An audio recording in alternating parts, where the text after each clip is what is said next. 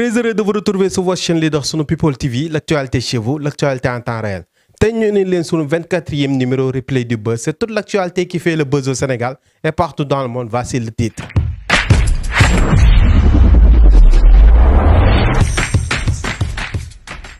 Tey ñu indi leen sunu actualité showbiz. Actualité showbiz lan la? Kii di Cheikh Ahmed Cissé ñëpp xam nañ ko Oustaz Nante wala Serigne Nante yi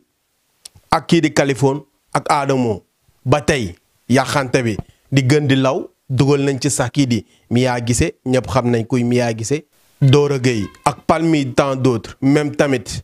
kii di ñuy wax Choco no stress même tamit ci kaaw yi la bokk xam naa dañuy dem xooli loolu noonu gën koo développé ñu xool extrait boobu noonu ñu ñëwaat. la Serigne Touba di topp ci mazhab Maodo moom lay topp ci mazhab Baye Niass moom lay topp ci mazhab den koo duma ba mënta téye ay saw ci biir jumaa mu bàyyi jumaa yi yonantu sallallahu alayhi wa sallam den koo duma ba mënta def nii waaye nag xam-xamam bi imaamu Malik laa wax mi nga xam ne képp kenn ci ñun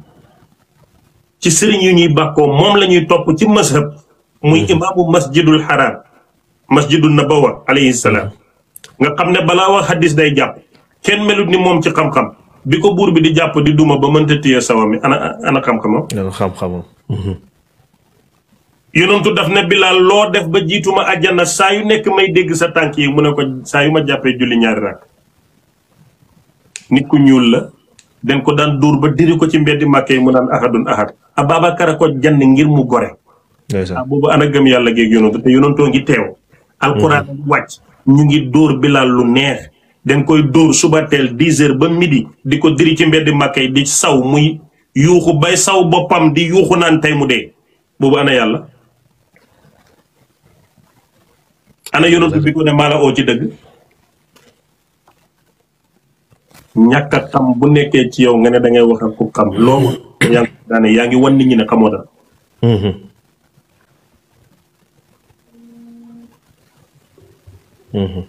waxuma Serigne Touba de. waxuma doomam sëtam sëñ Muntaxa nit def na deli ñu war koo jàpp mu yëkkat téléphone ne bàyyil ñu bàyyi. te pourtant ci daraja sëñ Touba la ko amee. dañ koo tëjoon kaso ba surveillance gardée la génnee àddina ana doole sëñ Touba boobu. waxuma sëñ Touba dafa ëpp kooku bokkul ci maanaam course bi moom da ngay jël daam tegee na le door a wax. waxuma ay doomam yi tamit sëtam laa wax nit def na deli war a tëdd kaso mu yëge téléphone ne allo man la sëñ Muntaxa baal leen ñu bàyyi te pourtant ci daraja kam ko jëlee kooku ci kam ko jëlee muy seexul xadim xayrul xadimi garde surveillance la génne àddina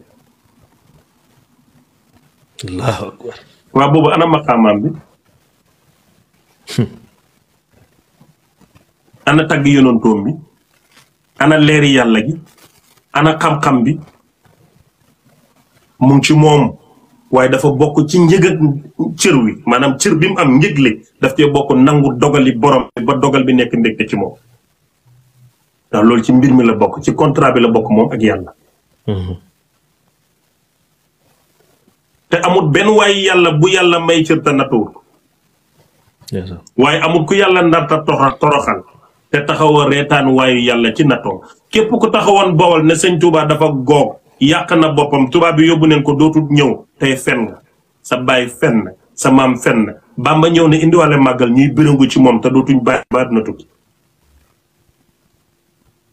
su ñëpp booloo woon naan jërëjëfe maam Bàmba kon àddina dafay neex ba mel ni dootul jeex lan nga ci mën dara te pourtant den ko doon tooñ de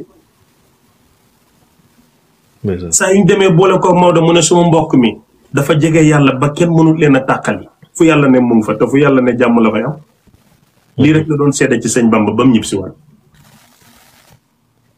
ku bëggaan a am alal danga daan bind kaamil jaay ko sëñ Touba bu ko jëndee teg ko ca kaw tëdd ci suuf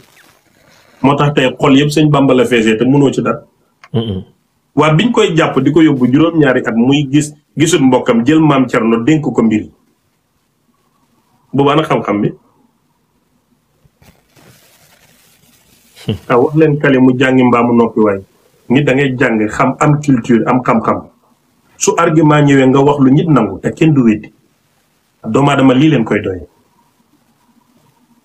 mais toog ne diw dooroon nañ ko da amul xam-xam Bilaal gën ma jiitu yonantu àjjana ñu ko daan duma chaque jour 10 heures ba midi sëñ Tuubaa ak Maodo suñu sëriñ ñi di ñu dóor ko ba mënta téye saw du dugg ci jumaa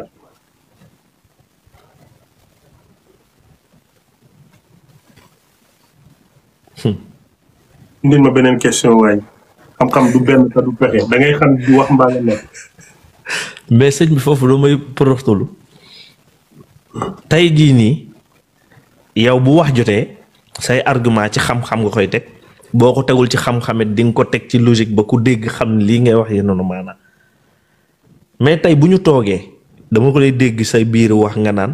ñu saaga suma ndey bi ci bàmmeel bu ñu koy saaga lan ngay yëg. xam-xam daf ma dimbale. gàcce dëgg.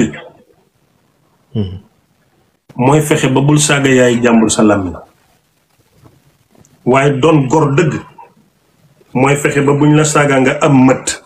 récupérer ko bu laajee fayu nga fayu bu laajee jéggale nga jéggale bu laajee noppi nga noppi bu laajee jëllale nga jëllale mel ni déggu te saaga interprétation la rek ku tiimoon sin waa na ko sa data ndey du la faal parce que xamul data xamul ndey yow nag interprétation bi nga ko interprété moo la métti mais wax ak sa nawle nga teg argument moom amul benn argument bu dul sa data ndey ak xotti sa data ndey nangul ko loolu xam ne yàlla la teral ci kanamam koo gënul nga juddu mu juddu yow yàlla may la xel mu sell may la xam-xam bu dëggu may la làmmiñ bu feccee ko ba soo waxee nit ñi dégg moom amul benn argument lu mooy saaga ndey waa loolu bu la doyul mbës lu lay doy waa loolu teral la ma ko teral yàlla moo ma teralee loolu ma séq ak suma nawle wax am argument di ko riime boole ko ambiance kafak ree lépp ci temps nit ñi di dégg di bëgg yow amoo benn argument bu dul saaga ndey mais man gàcce ngaa la am damay bëgg rek awma ci beneen interprétation neex na la nag wala naqari na la sentiment booy dencal sa bopp la boo ko wanee rek faiblesse waaw loolu da nga koy gérer téye ko mu neex la mu naqari la yow la concerné mais li nga war a génnee ci biti mooy maturité bu mat sëkk ak classe bu ànd ak tuuti élégance ak toq réew wala ci meleste ko ak wëndeelu nga am benn so xam nga lu ma bëgg a wax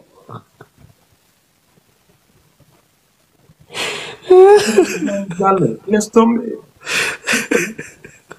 beneen question waaye mbë mais sëñ bi fan yi ci say communication man dama cee jàng dama koy déglu ndax gars yi dañ koy daggatee yéegal ma déglu ki moom wax ji nag mën naa bañ a am lu ko neex mais man fi ma toog dama naan dëgg ju wér péng la wax dëgg yu kenn dul dindi moo xam boo ko tegee ci alxuraan kenn du werante moo xam nga teg ko ci sa xam-xamu bopp wala ci sa analyse bopp mu doon ay dëgg yoo xam ni analyse bu ku def analyse bi da ngay xam ni lii yenn na maanaa lii dëgg la tey loolu boo génne loolu ci sa dënd muy wax yooyu noonu muy dëgg yooyu da nga cey jublu tout simplement jàngal àdduna wala dëgg la yoo xam ne nii dafay ñëw ci sa dënd nga am envie extérioriser ko man saa yu may xuloo rek am naa mission te xalaat naa ko togg ko ba pare te dara du ma déstabiliser nag maanaam lépp looy def ci àdduna rek faaw nga teg ko ci xel boo ko tegee ci xel ba pare diisool ak ñi ngay yaakaar seen xel boo ca paree dëggul ci li nga nekk boo ci dogo rek yàlla fekk la ci yàlla du dogal lu mooy jaam bi dëggu soo dëggoo rek dogal yàlla wàcc tey boo ma nammee doo ma dégg mais boo amee dëggu ci wooma rek yàlla dogal nga laal ma appel mu sone ma jël tey su ma demee bay xuloo dama ciy jublu man xuloo bi faaw ma gañe ci su ma intérêt laay njëkk a jiital ci xuloo bi jiital ci nag door a jàngale jiital ci faj suma naqar man xam nga beneen bi lan la créer beneen défense pour ku ma war a laalaat xam ci ki ngay dugg kan la xam nga ne pendant temps bi yëpp nit ñi naan nga ne mu ne maa ngi jaay mais munuma nag di kaa yow nga ñëw di ma déglu may kaa nekk magam jëmm te duma ci am lu ma naanee kafe muy dëgg bu ma xoolee écran bi xam ne nit ñi ñëw ne rek ma ne leen miel bi àndalaat bi régu bi bu ma wàccee jël sumay appel jaay parce que topp kaa du métier te day weesu muy dëgg munuma nekk ci xuloo boo xam ne dama ciy dégg saaga ndey dégg ci dafa ñàkk fayda warta wax ak ñii te duma ci gañe kon suma intérêt premier moom lay teg su ma paree ci loolu ñi may seetaan dinaa leen jàngal parce que xuloo bu amee fa nga mën a nappee ay nit ndax ñëpp lay seetaan si ngir kaa bi boo waxee lu juste rek den fay jaaree bëgg la tey am na ñëw suma live ci xuloo yi leen ma xamee far bëgg ma fa ba mënatuñoo dem den may déglu loolu da ngay gagné pour après xuloo bi mais ña ngay cott nag da nga leen di cott pour satisfaire yow sa bopp sa naqar di leen nokk muy neex ñuy xataraayu di xam nga ngay bég di jàpp fu neex te man xam nga dama saay-saay ma la jàppee temps du ma la yàkkamti ñu bëri tey ci kaa bi leen ma doon seetaane léegi dorog laa ci ñoom mënatuñ maa muñ dañu dem YouTube di ma seetaan rek ba far bëgg léegi ñoom dañoo abonné mais di xuloo nit ñu jéppi la loolu góor gu ne war na koo moytu waaw ñi doon topp kaa ñu bëri léegi dama leen suude mënatuñoo dem den may namm même kaa bi jeex na sax man maay seet kaa fu mu nekk nii waa ji dafa am xam-xam waa ji xel mi waa ji dafa mën a xuloo waa ji nangam ni muy sañce ku ne ak loola ne waa ji dafa réew ni muy animé nangam maa ngi ci suma bopp mais fexe naa man ba gañe ci peuple gañe ci xaalis noq leen seddal suma xol beneen bi mooy joxe naa message yu fort ci biir xuloo ba pare nag léegi jël défense bi yégal ko ku ma war a laal dañ la naan yaa ko tooñ parce que man dem naa ba fexe nit ñi xam ne man du ma tooñ den may tooñ booy maa ngi live maa ngi lay woo man den may tooñ dem naa ba nit ñi xam ne den may tooñ ku ma war a tooñ dinañ la waxal dëgg la man fii laa ne man nii la rek mais comme nga tooñ ma nii rek du tax ma tontu la de dëgg la damay settu bu baax ndax bu ma la tontoo dinaa gañe dara mais sëñ bi loolu aussi est-ce que du ñàkk yërmande non ndax ki la cuq mbégteem du deneen lu dul nga tontu ko te yow nga xam ne kii cherché wul lu dul nga tontu ko yow nga may ko patt bi sëñ bi nag loolu buñ ko xoolee ba ci biir tamit waaw da nga leen a war a tontu. non xam nga ku la tooñ da nga koy jéggal. waaye ku la yàpp da nga koy faj. yonent bi ñu ko doon tooñ yàlla daf ko ne baaleel biñ ko yebee mu ne ko jëlal jaasi fay.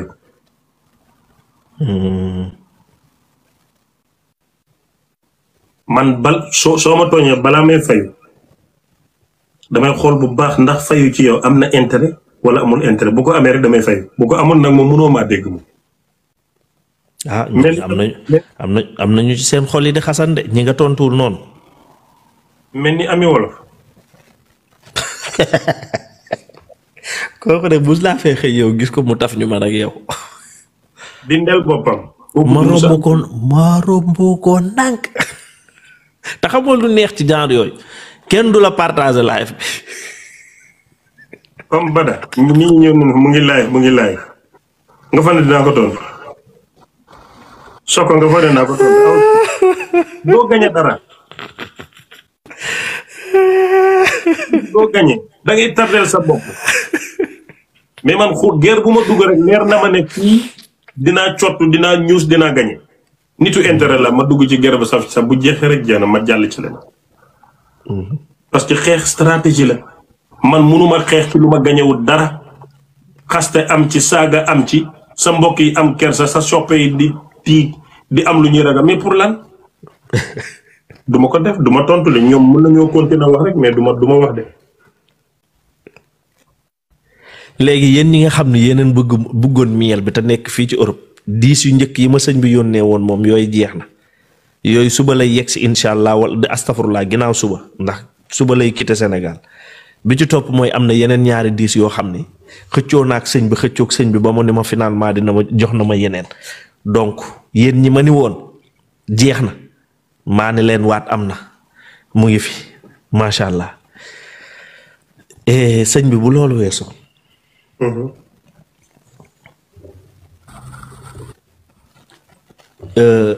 Homme d'affaires business. Premièrement kan mooy homme d'affaires ak homme d'affaires lan mooy ëllëgam lan mooy futuram lan lañ mën a xaar ci moom. homme d'affaires mooy doom ju am xel ci réew fexe ba nguur gi soxla ko loolooy homme d'affaires. doom ju am njëriñ ci réew fexe ba nguur gi soxla ko mooy góor guy lijjanti affaires yi.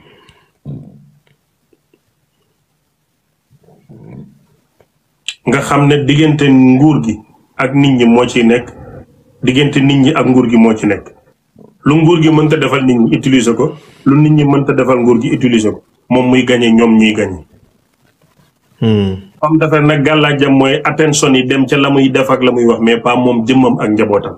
homme d'affaires bu sa vie privée nekk ci mbedd sa gàcce génn. àdduna nag ba mu jeex ku sa vie génn ci mbedd rek sa gàcce génn.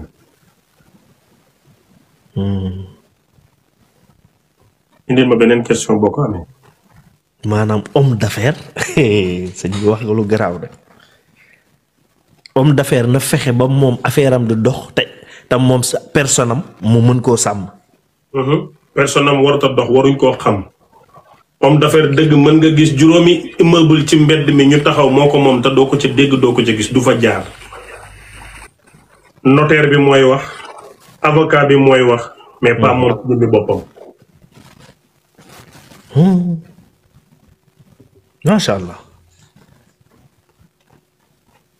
moo tax képp koo xam ne yaa ngi ci réseau yu toog di ndamoo benn homme d'affaires di ko yuuxu saa su ne loo foog ne yaa ngi ko yàq. homme d'affaires des koy nëbbu moom mooy kan personnage am nëbbu ko ndax mbiram feeñee rek nguur gi ragal ko peuple bi ragal ko. te buñ ko ragalee mënatut a doxle ndax homme d'affaires du dem bureau day waxtaan ci téléphone ba pare am ko dem ci bureau ndax fuñ ko gis mu siw guddi lay régler problème am.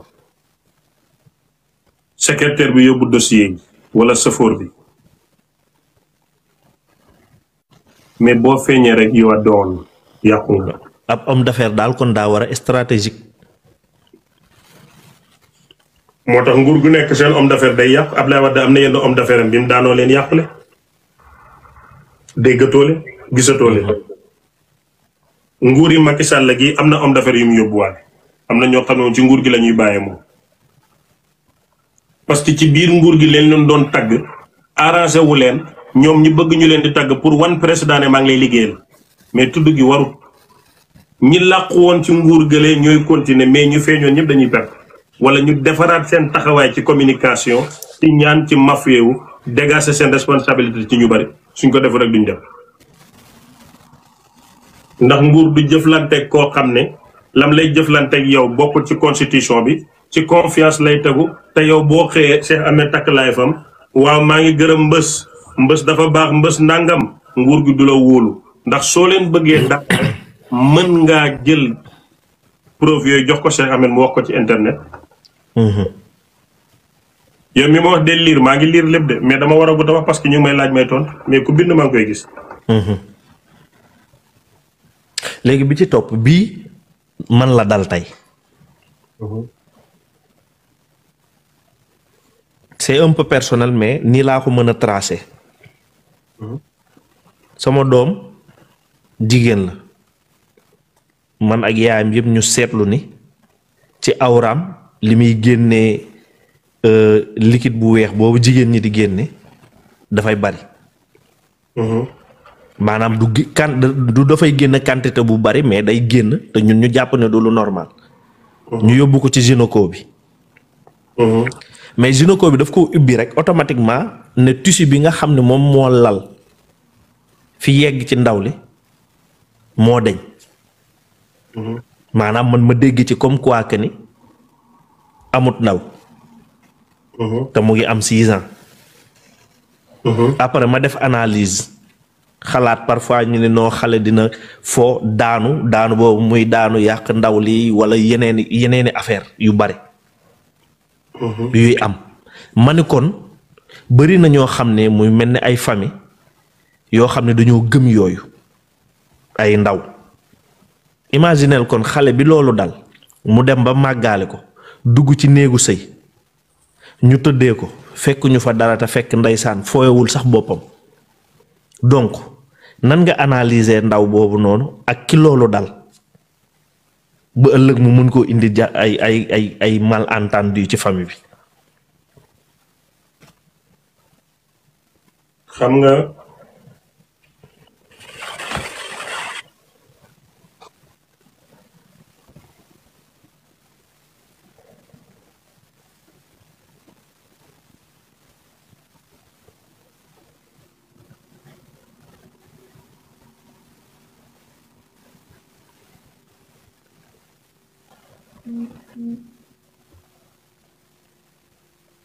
jigéen cëram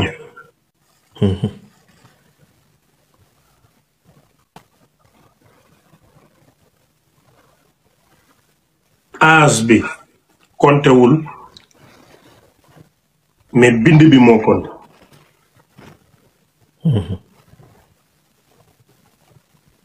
sa doom boobu bu amoon tuuti année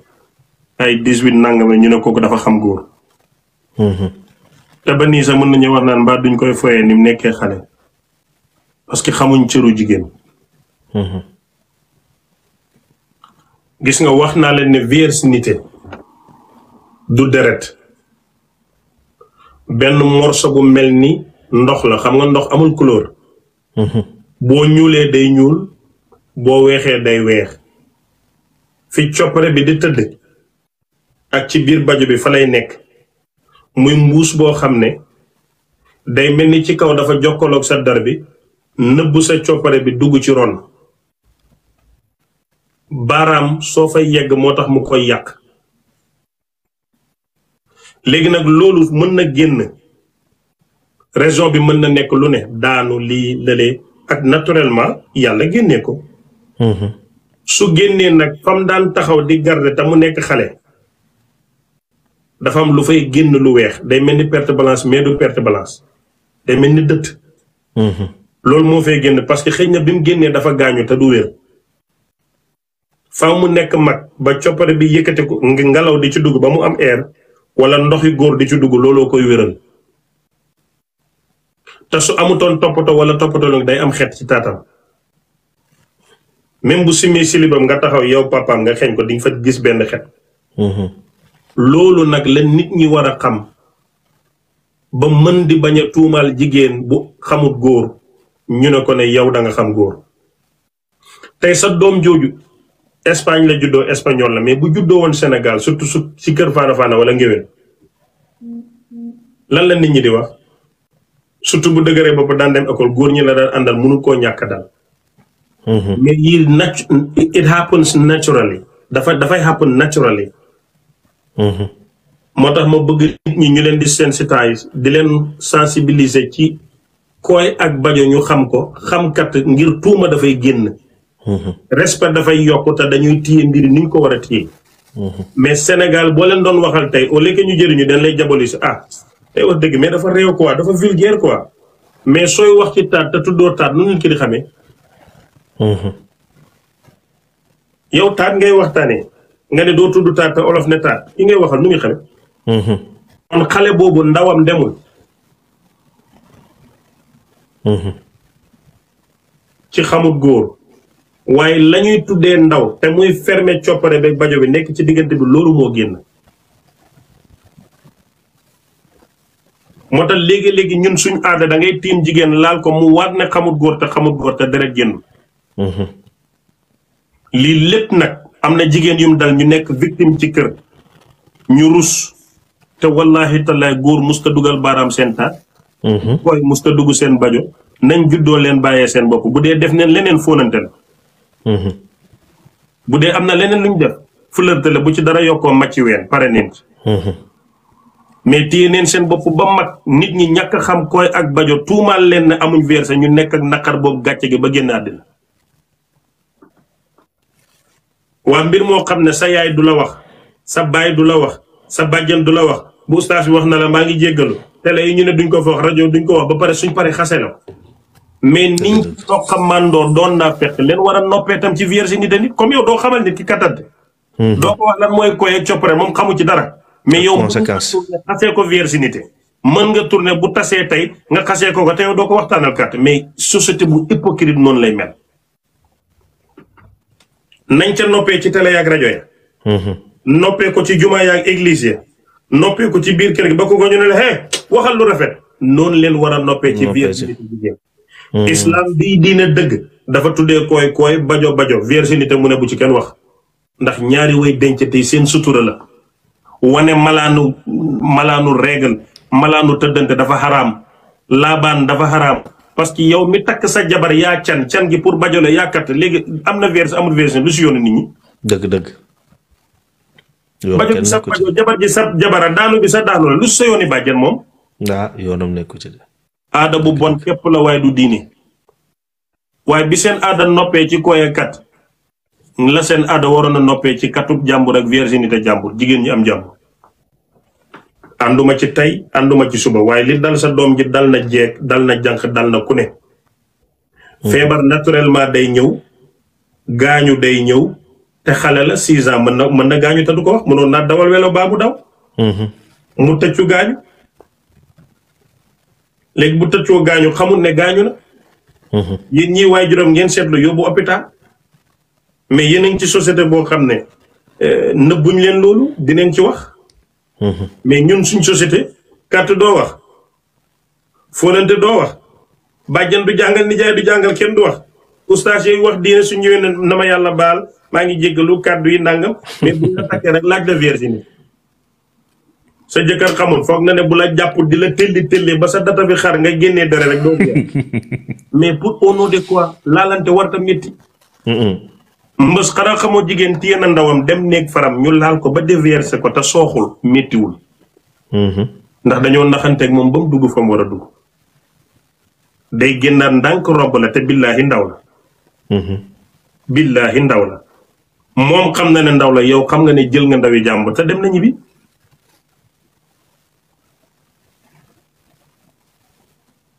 waaye buñ la mayoon jabar tey sa jëkkër ci boppam mooy foog ne affaire bi ni mu war a demee dëgg mooy mel ni ku tiim toolu gerte di bàcc gerte wala menuisier aluminium bu tii rill ñu naan dafa xam ak yuuxu na waa laa la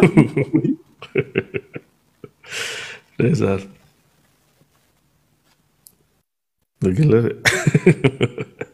ndeysaan te pourtant xola am na ku bind léegi benn commentaire mu ne ay waay mbës dimbali nga ma ndax loolu moo dal sama doom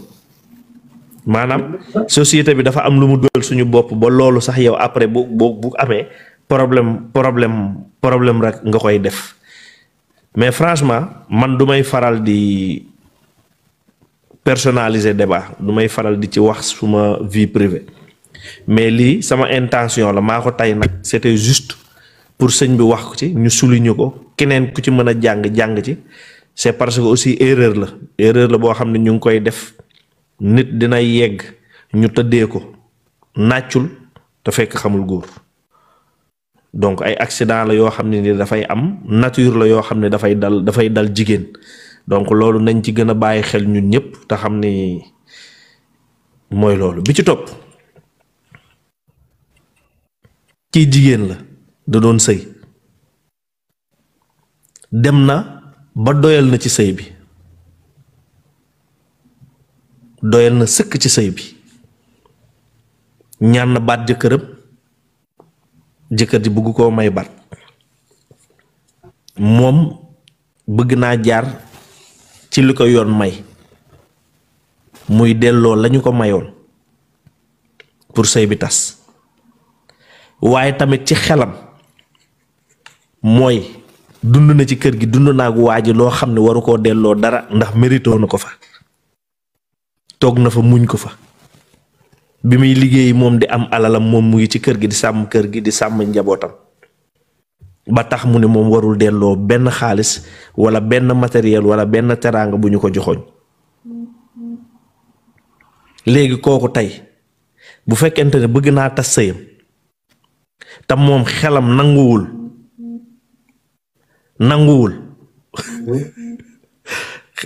sëñ bi da ngaa neex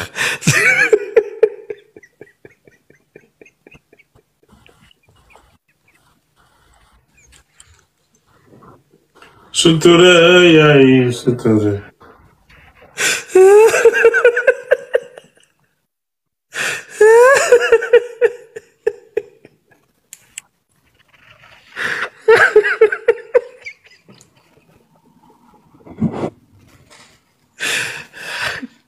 ma yeggali sama laaj wala ju laal bouton bi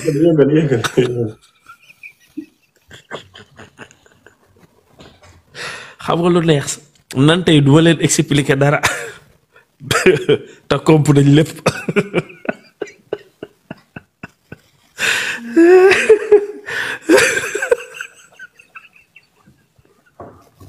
di nga gis ku fi miste ba ree te xamul sax lu ñuy ree maanaam yow yaa ree mu ree rek lii dinaa leen ko nettali ci vidéo léegi kooku maanaam nan lañ leen di àttee sëñ bi kooku kan ku jigéen ki doyal na ci sëy bi bëgg naa tas ku góor ki bëgg koo may baatam te yoon nee na ko da ngay delloo la mu la tere la woon pour tas sëy bi te moom bi mu xalaatee delloo bi jàpp na ni warul delloo ndax mérito na alal jooju noonu moom moo ko moom yelloo na ko ndax sëy na ko ci kër gi xaar na ko ci kër gi. xam nga islam dafa am nu mu àtte woon am na àtte yu baax am na àtte yoo xam ne baaxatul dañ ko war a réformer bi góor ñi demee ba doon doomaraam ak imbécile danga leen di sëyal sëy bu baax ñu dem ba gis ne sa ween ya daanu na màgget nga ñu gis xale bu jommal mat leen seytaane rusuñ kóllëre xooluñ teraanga ñu fase la génne la kër gi te amoo dara àtte boobu dañ ko war a changer ne ku takk jigéen ba ngeen am ñetti doom wala ba mu say 10 ans moom 40% kër gi saa yoo ko fasee boo ko moom loolu réforme bu ñu war a def la àtte bi ak l'islam du benn de àtte bi c'est pour protéger l'islam mais nan ngay joxee góor pouvoir boo xam ne jigéen am ko fu mu nekk ni man mën naa takk ñeenti bat ma moom suma kër ñoom ñiy teggi natt di defar seen ne ku ne di organiser bis moo leen fasee dañuy génn dem amul fu yàlla fu islam bind ne delloo ko lim fattoon bunt beeg peinture bi mais àtte boobu dañ ko war a changer parce que ñun góor ñi ñoo dem ba am jikko doomaraam ñàkk kóllëre ñàkk ngor ñàkk mën a tëj suñ fermeture yi moo tax Sénégal niñ jàppee l'islam bi dina dem ba jamono jullit yu bari duñ nekkati jullit parce que boo nekkee jullit doo enjoy mbëggeel sa sëy du neex loolu wax ñu ne la yàlla mu ne boo amul envie sax ñu ne la ubbil ma kat yàlla mu ne ay malaayka yi dañ léegi malaayka nanga man malaayka ma jege su ma la mbéjee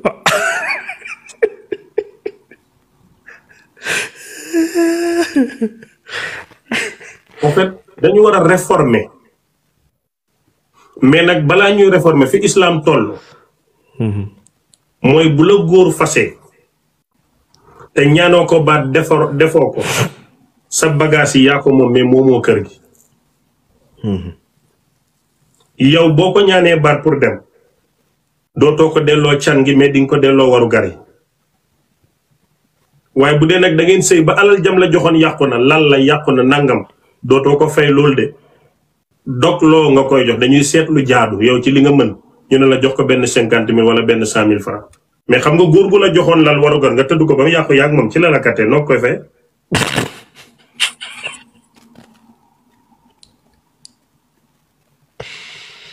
ah l'islam la ñuy wax ni waru gar nga ma jox lal ci laa tëdd ci nga ma laalee ci laa la jural doom nga fas ba nga dem a fay ku may fay.